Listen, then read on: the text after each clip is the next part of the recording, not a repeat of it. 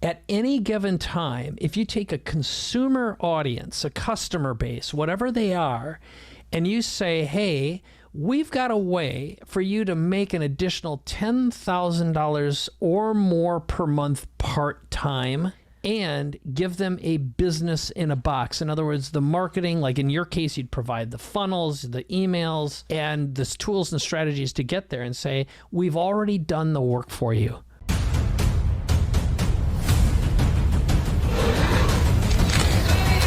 All right, awesome. I can hear you nice and clear, and you're recording on your side. I'm recording. So let's get the party started. Mike, you have sold 5 companies, 2 to public companies, three privately, and you have been a mentor to many of the typical mentors. One of the things that I wanted to get you on is because, you know, during this time where the whole world seems to be in total madness, right? You got COVID and uncertainty and recession and crashes, all of this stuff happening all at the same time.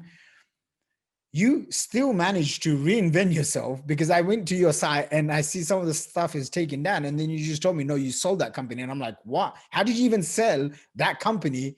And now you're telling me that you're doing some really cool stuff with corporates, with high net worth individuals, your brand Superpower Accelerator.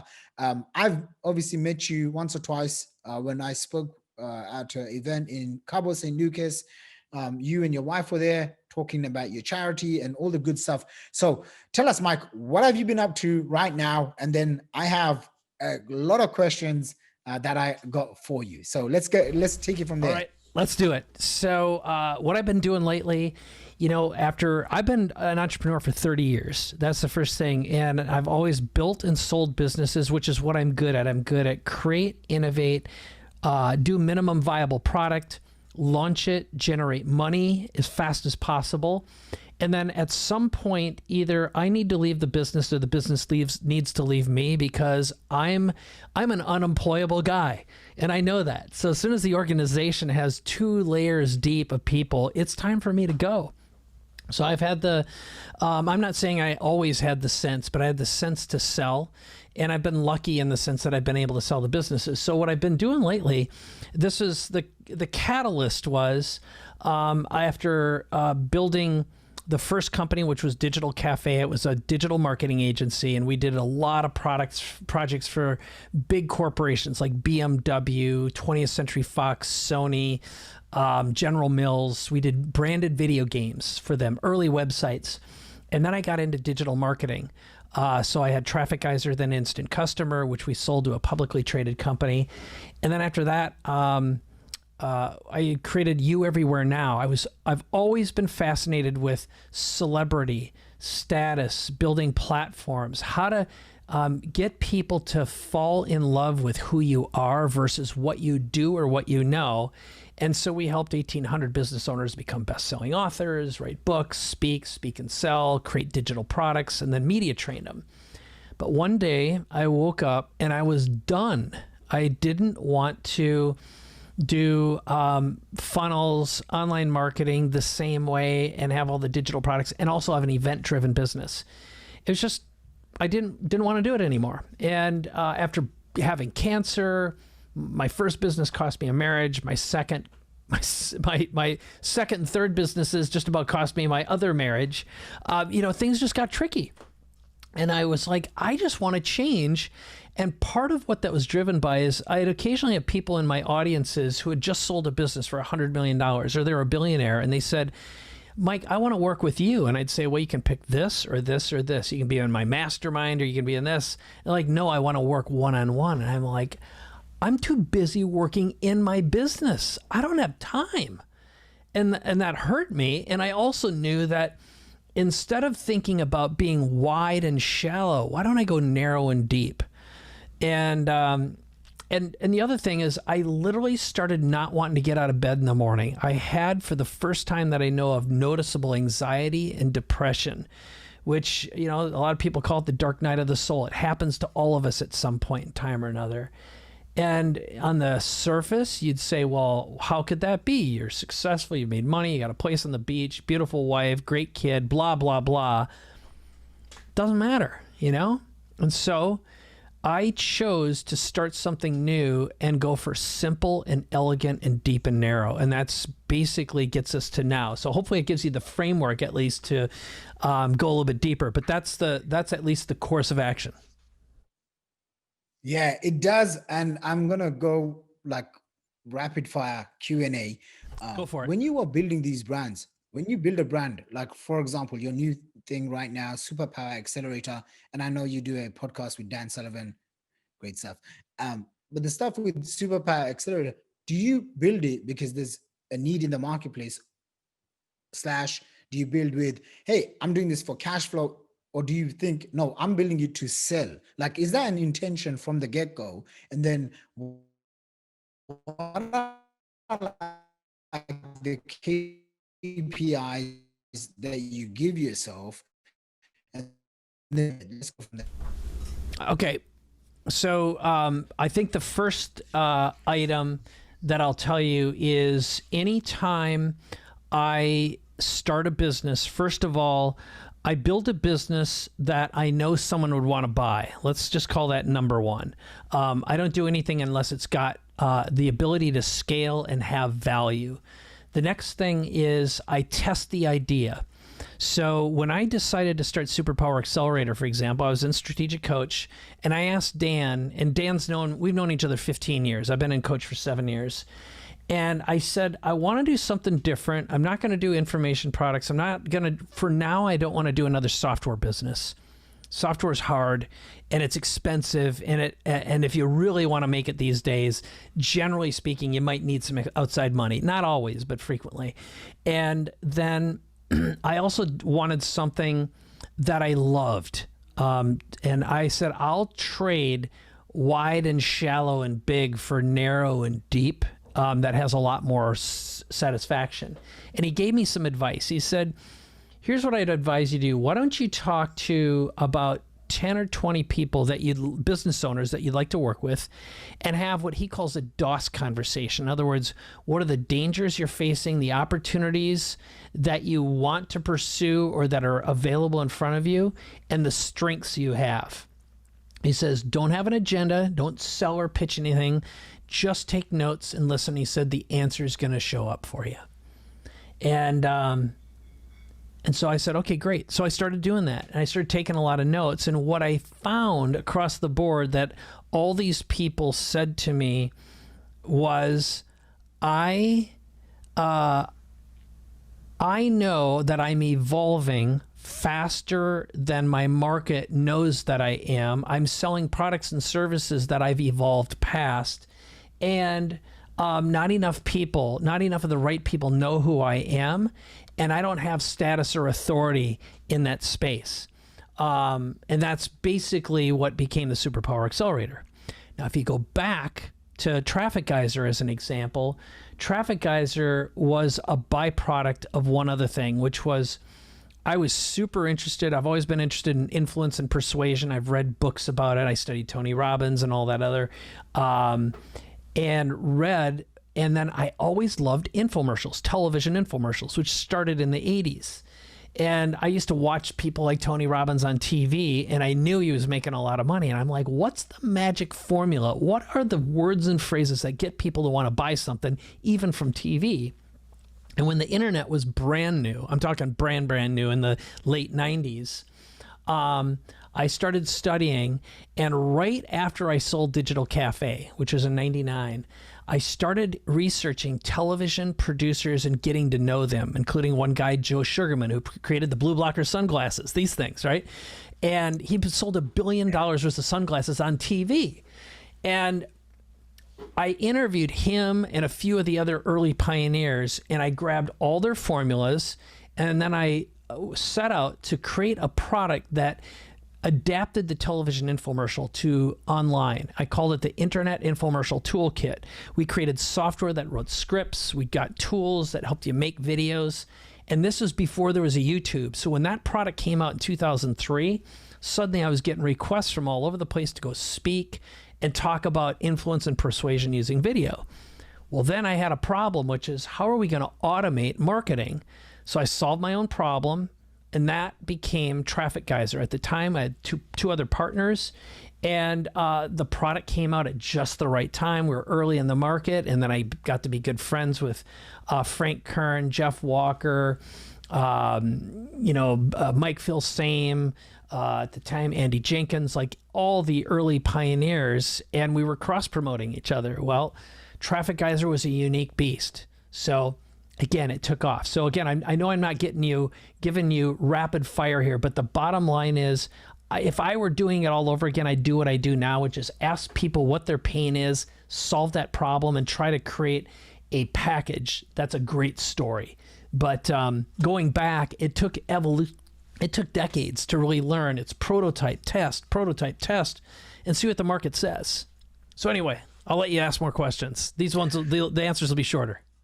No, that's amazing. Don't worry, you don't need to keep in rapid fire because this is real dope. I remember when I saw your info courses, one of the things that really helped me in my business was you came up with certifications like way before a lot of people did them. If you were to build a certification right now, how would you approach this? I'm actually right now in the middle of launching my own certification around funnels because I own the domains funnels.com, salesfunnels.com, funnels agency, a few things. And I thought, you know what, what's my unique ability that I can position myself as a blue ocean? And I thought, okay, you know what, no one's got a certified level, right? And so I'm basically, I want to build that in. But how did you build your own certification, and what do you look for when you build one of those? Okay, so there's a core concept that always holds dear, which is people will pay anything to buy money at a discount. Okay, and what do we mean when we say that? So like when we did our product, so as an example, we did Traffic Geyser certification very early on. That was one of them. But then we had Publish and Profit. And I'm going to use Publish and Profit as an example. So we were one of the very first back when, this is even before their Kindle offered some of their advanced publishing, and then Amazon KDP came out, and also Amazon Publishing where you could do paperbacks. And we were one of the first to show people how to rapidly publish books, but more importantly, how to rapidly write them and then publish and promote them on Amazon. And, we put a few hundred people through that course. And one day it was like, well, what are we going to do next? What is the escalation for this beyond, have someone join a mastermind? It was like, what if we created a certification and we taught people how to start their own book marketing and book consulting business? Now, here's what we found. At any given time, if you take a consumer audience, a customer base, whatever they are, and you say, hey, we've got a way for you to make an additional $10,000 or more per month part-time, and you can legitimately show them something that has high demand and give them a business in a box. In other words, the marketing, like in your case, you'd provide the funnels, the emails, and the tools and strategies to get there, and say, we've already done the work for you. We've got the step-by-step process to do it, but then how to get business too. And in fact, better than that, here's what we did that really made a big difference. So whenever we did the Publish and Profit live event, we allowed 100 people at a time to come in.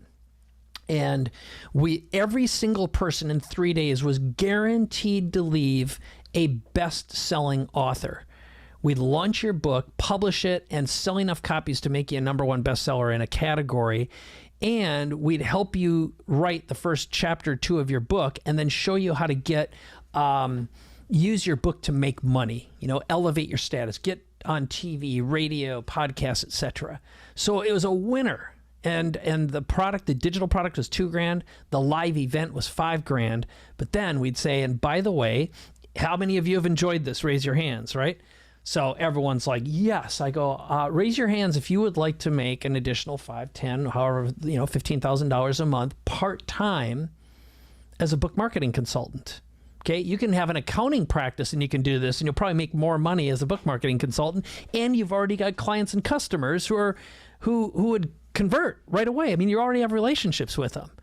And of course, people would see the dollar signs in their eyes, and then we'd bring up 5 people who were already doing it, because what we did at every event is we'd allow our book marketing certified consultants to be in the room and support the customers while they're there. They built relationships with them. And we said, look, if people need help, as long as you're not selling our services, our products, you can't knock us off, you can actually build relationships and walk away with customers. So for them, it's prospecting for free. We gave them an ecosystem to operate in. And and we were open about it. We just told them the truth. Hey, we've got people here. They do this for a living. They're donating their time to be here to support you. And if you like them, work with them. And then we'd bring them on stage. So we gave them celebrity, we gave them status, and we asked each person as a coach, you know, how much money are you making? How do you get in business? What do you like most? What do you need help with? So we'd have 6, 8 of these people on stage, and they would basically sell the product. So for $15,000, you could become a book marketing consultant, and 20 to 30% of the room would buy it every single time. So the point is, 20 to 30% of your customers would love to do this for a living. They'll invest in it, and they'll pay you easy 3 times as much as whatever they invested to be in the course in the first place. So I think, again, the key is, all you got to do. How much did you guys charge for your certification? I think it was 15 grand. Sorry. 10 or 15 grand. I think it may have been 10. It was 15 if you bought it online, 10 grand if you're at the event. Here's the deal. We showed you how to get a $10,000 deal the first time. You know, it's sort of like, you're going to make your money back with one deal. And they did. You know, we had a lot of 6-figure earners, and we had a couple 7-figure earners who had built out and scaled their book marketing consultant, and some of them are still doing it. Okay, and we started this back in, that's amazing. Geez, probably 2014, 2013. Yeah, I still stay in touch with a few of our coaches. That's amazing. You know, one thing that I've seen you do, Mike, probably better than anyone else in the marketplace, is this. Right. Well, first of all, I get bored, and like I think I said, I'm unemployable. So at some point, the business outgrows me, or I outgrow the business, or it's just like it just doesn't speak to me. So here's what I'll tell you. No matter what I do, every time I do it, my goal is to start from scratch. Now, obviously, I've got a reputation, but I've proven on stage and through my products time and time again. I took people who no one had ever heard of, no one ever knew, with no knowledge in a market, and in 100 days helped them start a brand new career, completely reinvent themselves, and make money. And every time I ever did a product launch, which I think we did 13 or 14, the majority of them started out with me with an idea or a concept. I'd write a how-to book. Like, this is one of my little how-to books. It was called Money Phone. I've got another one. It was Publish and Profit, for example. And then I had a product on the back end that we'd sell, and the book would outline how the business works and how you make money with it. And then we'd sell a $2,000 information product leading to a $5,000 live event, and then maybe a $10,000 or $15,000 certification, $25,000 mastermind. That's kind of the typical escalation model. Well, my goal in every case was to make $1 million in 100 days or less. Okay, a minimum of $1 million in 100 days or less. And as far as I know, we did it 9, 10, 11 times. Okay, and then the franchise would usually evolve into a $3 to $10 million franchise. Okay, meaning over the extended duration of that product. So like, Money Phone was often used as the front end to a product we called Consult and Profit. In other words, how to coach, consult, advise, and make $10,000 or more per year. And if you go back to the early days, we did Main Street Marketing Machines. That was we did a $9 million launch. It was the largest launch in history for many years. And we were the first to do long format sales videos, like 10 or 14 hour commercials, where we were using Ustream before there was a Facebook or YouTube, but we did live video and we sold. So going back to answering your question, so the question was, if I were going to start all over again, ask me the question again, because I want to make sure I answer it, but I wanted to give you some framing first. Yeah, if you were, let's just say if you were in my position and you had all these assets, right? So you own these domains. I've also Yeah. built I've built a lot of status and credibility in the funnels market, especially with Yeah. these awards and stuff. Doing $30 million in sales before 30 and then being publicly like recognized and all this. And I'm thinking to myself, okay, I own these great domains. If I've built this certification program. Yeah. What's the way to go around it so I can create a blue ocean? Right. Right. Okay. And if you were And I in my remember. position, how would you basically? Yeah. Okay.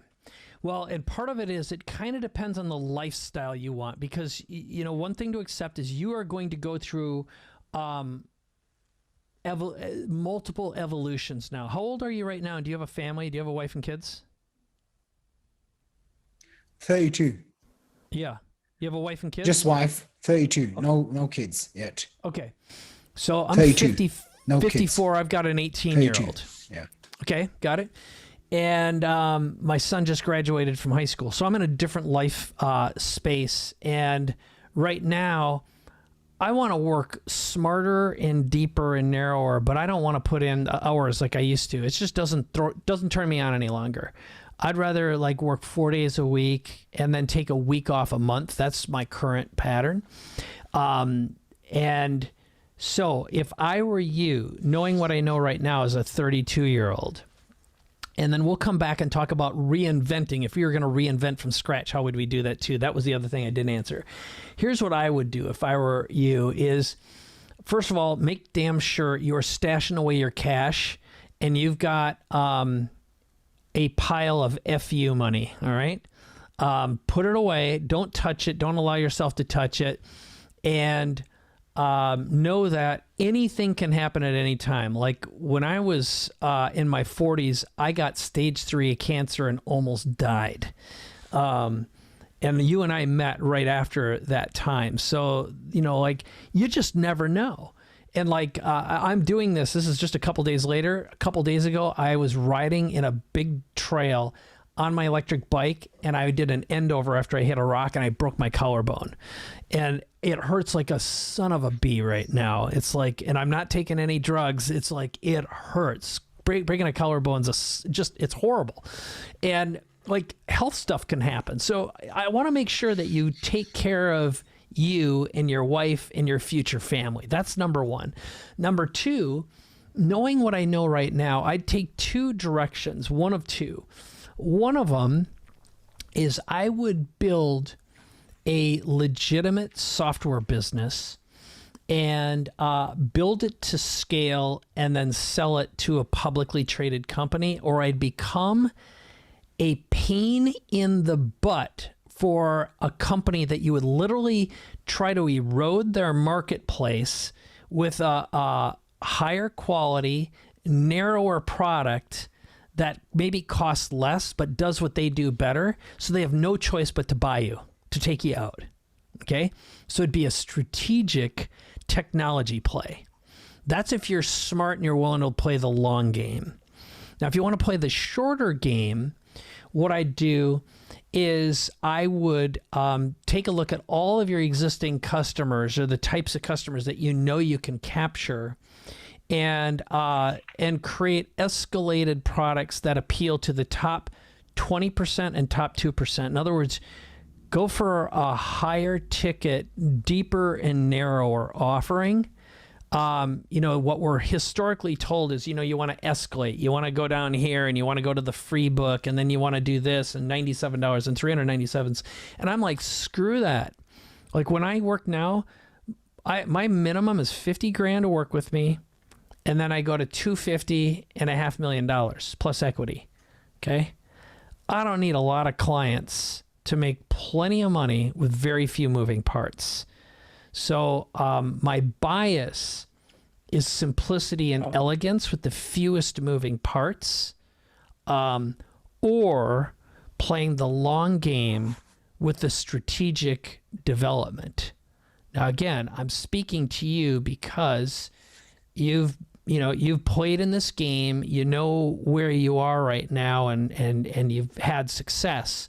But what I can also tell you is As a young person, it's easy to get cocky. It's easy to think you can do it all over again. And sometimes we get a couple of gimmies. We're in the right place at the right time with the right message and the right offer. And replicating that doesn't mean it's going to happen over and over again. Now, good old-fashioned good marketing always works, which is, like, again, why my personal bias, like if all I wanted to do is, hey, I want to make $1 million in 100 days, it'd be like, pick a topic, test out an idea, make sure it works, make sure it makes money, teach it or try it out.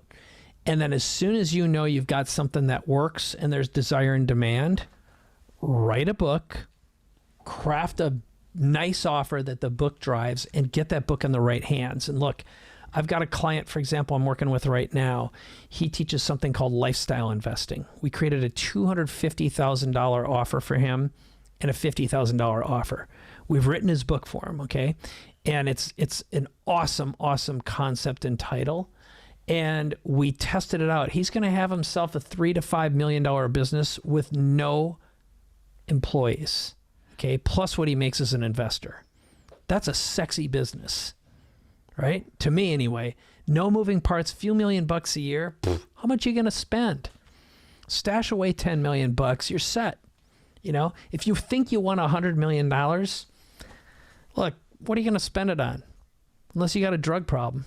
Drug and a boat and a fast car problem. I'm waiting for the video to catch up with you now. I'm waiting for you to come back. All right, we got a little connection thing. I guess we're still live on YouTube. So as long as we're live on YouTube, I'm going to just keep on talking until Shaq's back. So I'll give you another idea while we're waiting for him here, which is oh, there you are. Awesome. I just figured I'd keep on chatting. So I was keeping everyone entertained. Back to you, Bob. Awesome. Where did I lose you? You lost me on where basically you were talking about the 100 days. Carry on, because I made you the host just before. So it's going to be recorded. That was super smart. Thanks for that. And I'll make sure you are running here as a co-host as well. But basically what I was saying is, okay, yeah, we're set up. I was going through what I'd do if I were you. And basically it would be either create a strategic software company that I'd sell to a competitor if you want to play the long game. The shorter game would be to look at where you've been selling and focus on your top 20% and your 2% or your 0.2%. In other words, I would create a super comfortable, and again, it depends on how much you want. Like, do you know what your FU number is? Hard cash in the bank, so you'd never have to work again as long as you lived. And there's like the dream huge number, and then the, hey, hell, that's enough, and my wife and I would be perfectly happy. Yeah, I did say to my wife, once I hit 20 million cash in the bank, I'll take a month off. Great. And I was thinking actually just to do it with crypto, which is, and so but that's another thing as well. When you are, it's like sometimes, and it's hard to talk to just a normal person about this, but and I'm just saying this because I want to be a good student, right? Like no ego, but when you have a certain level of success, it's almost like, whoa, like you have so many different opportunities, right? And it's like, it's endless.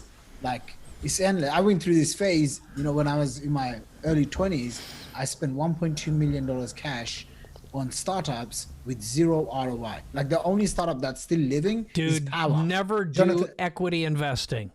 Never do equity investing for that reason.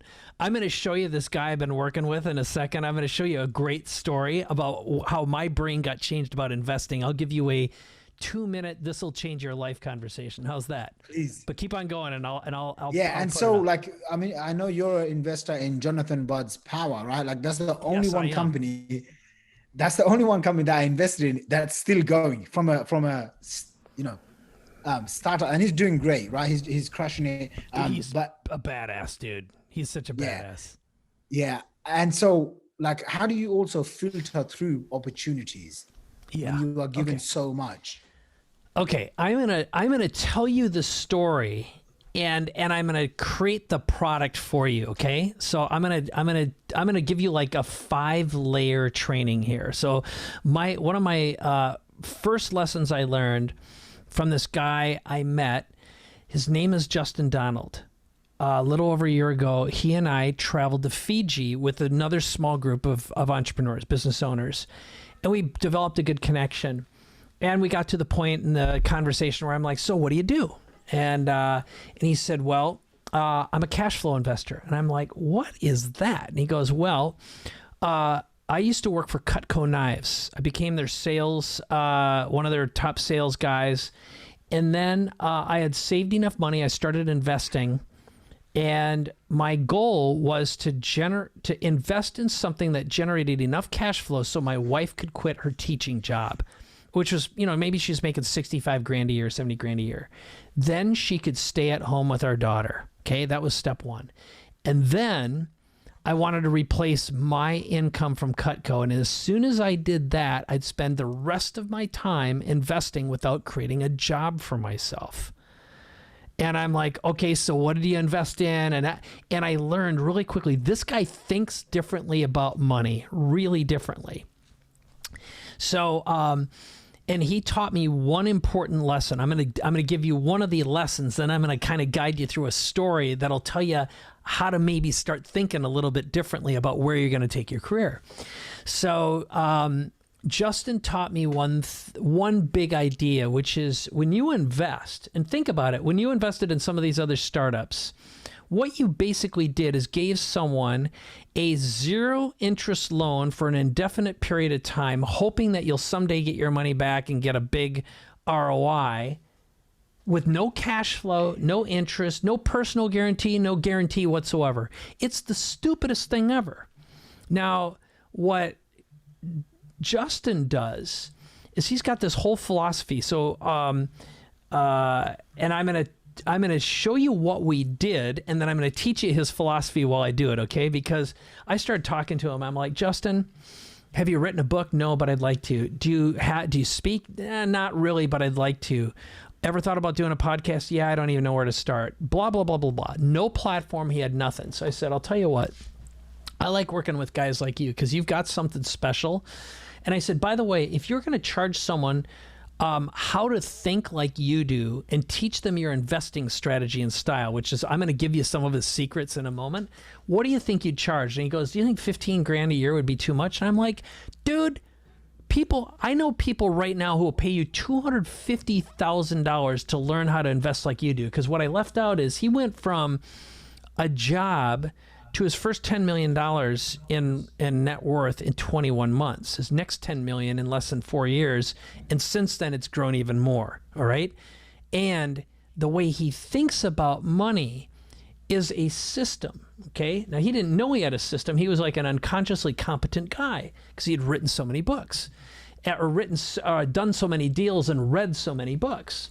And part of his strategy, so I'm going to give you one of his strategies, which is, you always, first of all, you just negotiate a better deal. It doesn't matter what someone puts in front of you. Like when you did your initial investing, you probably could have gotten one of these founders to give you a lot more stock and a lot more equity than what you paid for. Okay. And next, he always will find out if, first of all, he's going to find out if he can get a personal guarantee. Doesn't matter what it is. He's going to ask, okay? Or some other guarantee. Maybe it's in something else. The next thing he does is he does something called sidecar agreements. Sidecar agreements means if this happens, I'll get more. If this happens, I'll get more. Different ways of getting more. Another one is he may negotiate an advisory deal where he'll either get some cash or he'll get some additional equity. But the whole idea is ask for more, ask for more, ask for more. You can actually come out ahead as soon as the transaction's done. So here's what wound up happening with Justin. I said, I'll help you build a platform and make money from your knowledge, which is going to give you even more leverage in doing what you're doing. And he's like, all right, I'm game. So here's what wound up happening. We spent 2 days together, and I'm going to show you the results of that on screen here, because I know we can share a screen. So one of the things I do with anyone I work with is I write about them in Entrepreneur Magazine, okay? And then I do an interview. So we actually came up with a whole story, and I pulled out of him what became the 10 commandments of lifestyle investing. Okay. Now we literally invented this 20 minutes before the camera started to roll out. And then we crafted and created a brand. Okay. So, so we created the lifestyle investor, which, by the way, no one had ever had that. By the way, Justin Donald's the investment world's new Warren Buffett. Entrepreneur Magazine said that. I made it up. Okay. We can say whatever we want, but we created a new identity, crafted his story, and then wrote a book called The Lifestyle Investor, which, by the way, we trademarked The Lifestyle Investor and Lifestyle Investing. But listen to the subtitle. This is a headline, Shaq. The 10 Commandments of Cash Flow Investing for Passive Income and Financial Freedom. And I don't know about you. I want my investments to give me cash now. I want passive income, and I want financial freedom. There isn't a word being, there's no words being unused here, right? And then ended up launching a podcast, capturing a bunch of testimonials, because he had indirectly been coaching people about money for years, but never charging for it. And then created a mastermind, okay? Just gave him all the language, gave him the identity, gave him the story. Founding member is 35 grand. His normal is 50 grand. He had 30 people register in a month, okay? Plus, I gave him his first client, and his second one came in the same week. He had $500,000 in income in a week, okay? So he built himself $1 million business off of his knowledge, but I think it's going to be about a 3 to 5 million this coming year. Plus, all these people are going to be right fit investors who are going to get access to deals that he's bird dogging. So now he's got an ecosystem. And that's the next thing to think about is don't just think of your customers as customers who pay you money. How do you create a genuine economic ecosystem that elevates with everyone inside of it? And obviously, if they're using your software, they're using your tools and paying you, that's one thing. But how can you 10x someone's income? That's what creates longevity and unbelievable loyalty. And so the bottom line with Justin is he thinks differently. He's got a unique he's got like magical powers. And that becomes really fun to talk about. And I think that's what a great leader needs as well in any organization. And you've got a magical power story, but it's got to translate into that viewer or the listener, and they got to feel like they can have some of that. I love it, Mike. Gosh, let me just make sure. Okay. One or two more questions because I want to respect your time as well. Right on. This is more on a health perspective. You've gone through so many different health challenges.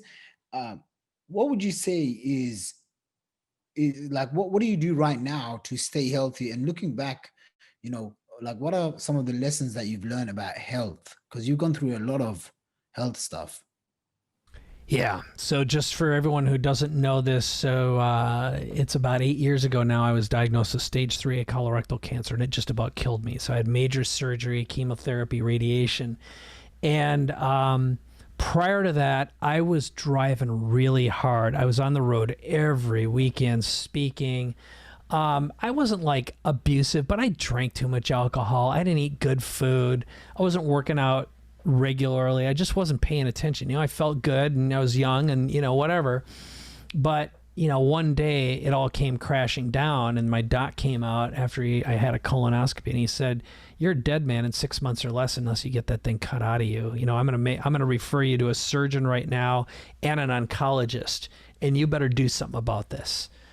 I've seen this too many times. I don't even need a biopsy to know what you got." And so I went through that, and first of all, you never want to get to that point because you are out for a year, and it takes you years to get back to normal again. So if you fast forward a little bit to what I'm doing now. So again, I'm 54, but this is what I do if I were your age. First of all, get your blood checked every quarter, test it out, and work with a functional medical doctor. So that's one of the things I do. So for example, every single day I'm on a customized supplement regimen. I use a product, my supplements I get from Designs for Health. I know the founder, so I know they have good products. And I have supplements that my functional medical doc says, take this, this, and this. So I've got little bags that I take like these every day that my house manager makes for me. But then I also take something from Quicksilver. So it's a multivitamin liposomal, which means it absorbs really quickly through your mouth. Liposomal multivitamin, vitamin C, and glutathione. The next thing I do is I do an intravenous NAD drip weekly. NAD is really good for your mitochondria and your thinking, your hearing, your eyesight. It's like good for your entire body. It also can alleviate anxiety if you have it. And if you're really clever, you can sometimes find places that take insurance for it, at least in the States. Normally it's a cash pay thing. But I also do something called a Myers cocktail, which is a multivitamin drip and either glutathione and or something called ALA, alpha lipoic acid. It's really good for your nerves. And I can't say it'll help you anti-age, but you will age more slowly. And like if you drink any alcohol, like you recover really, really fast. Now you don't, but if our listeners or viewers are, and also for sports, like for recovery, it's awesome. And then I also have a Peloton bike, so I get on that at least every other day. And then if I had one other recommendation, what I've been doing is I've been fasting. So I don't eat until mid-afternoon, and I'll eat about a meal and a half a day. So I've found that if I get up, and then one last thing before the fasting, I've been taking something called peptides. So again, if you work with a doctor, you can get peptides, which there are different peptides for different things. I take one called thymosin alpha 1 every morning, and it's like increases your What's energy. called? Sorry, Sino? It's thymosin, T-H-Y, thymosin, T-H-Y-M-O-S-I-N, alpha 1. It's a peptide, and you can look these things up. You'll see them all over the place now. Okay. But it's an injectable. I don't get the oral kind. Orals don't absorb as well.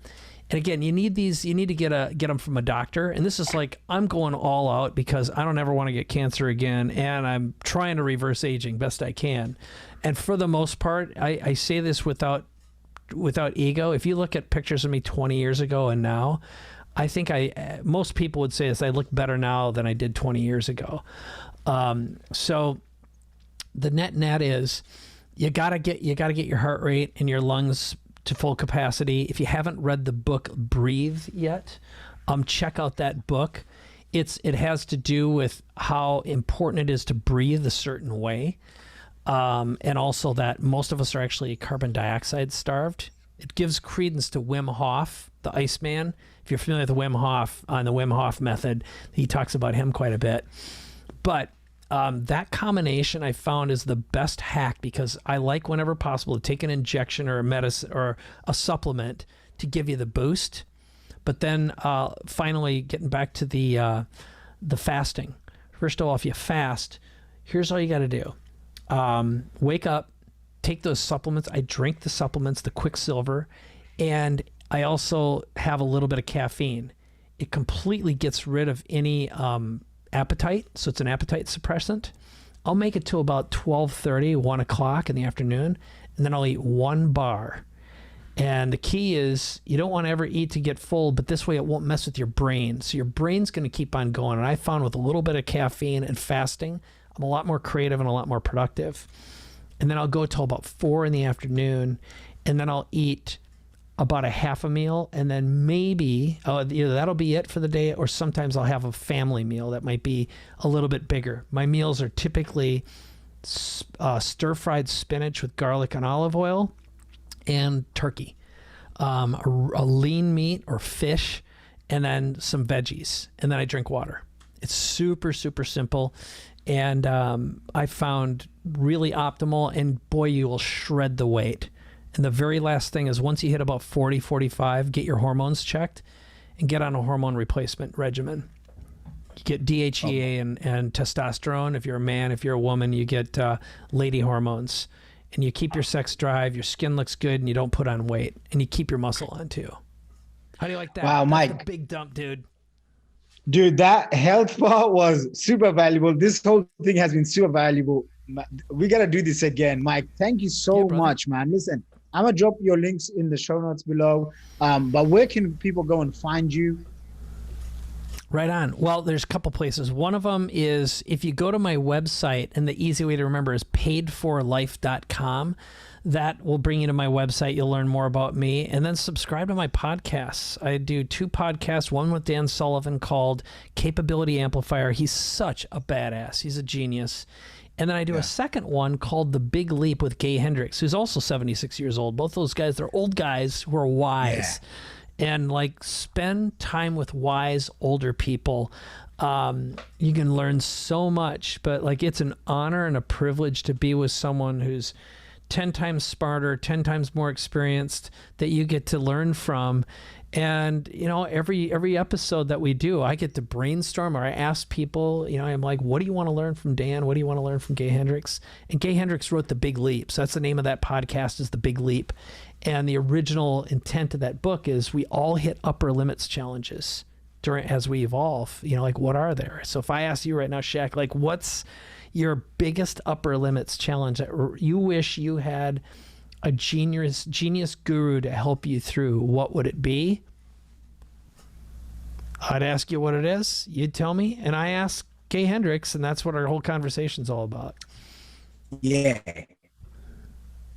So I put the links below. And Mike, again, thank you so much. Sorry for the trouble of being unstable on the internet connection. But other than that, we made it through, and it's been an absolute blast. Thank you so much, Mike. Catch up with you soon. It's been my pleasure, my friend. I'll talk to you soon. Peace.